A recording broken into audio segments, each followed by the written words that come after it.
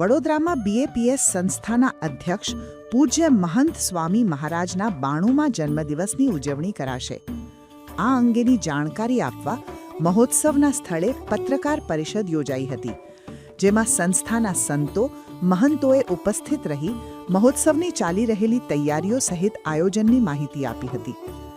આ મહોત્સવમાં 15,000 બાળકો સંસ્કૃત શ્લોકોનું સમૂહ પાઠ કરશે, જે Guinness book of world record સર્જશે. આ તરફ મોટી સંખ્યામાં હરિભક્તો પણ મહોત્સવની તૈયારીમાં લાગી ગયા છે.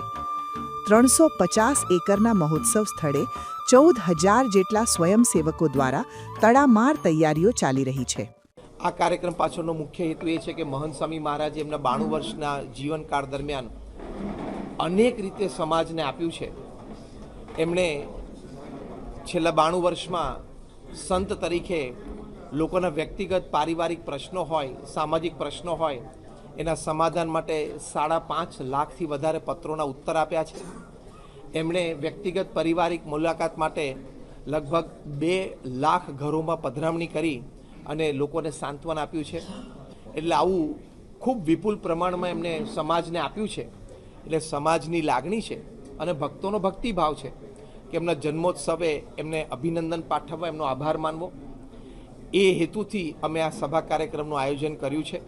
1420 દિવસના લાંબા સમયગાળા બાદ અમારા ગુરુનું અહીંયા આગમન થયું છે. એટલે મહિલાઓમાં એવું થનગનાટ છે કે અમે કેમે કરીને બાપાનો રાજીપો પ્રાપ્ત કરી લઈએ. અમારે અહીંયા ટોટલ 34 વિભાગ છે, એમાંથી 1000થી પણ વધારે બહેનો રસોડા વિભાગમાં અત્યારે કાર્યરત છે. 200થી વધારે બહેનો સલામતી વિભાગમાં કાર્યરત છે. 500 જેટલી બહેનો સ્વચ્છતા વિભાગમાં કાર્યરત છે.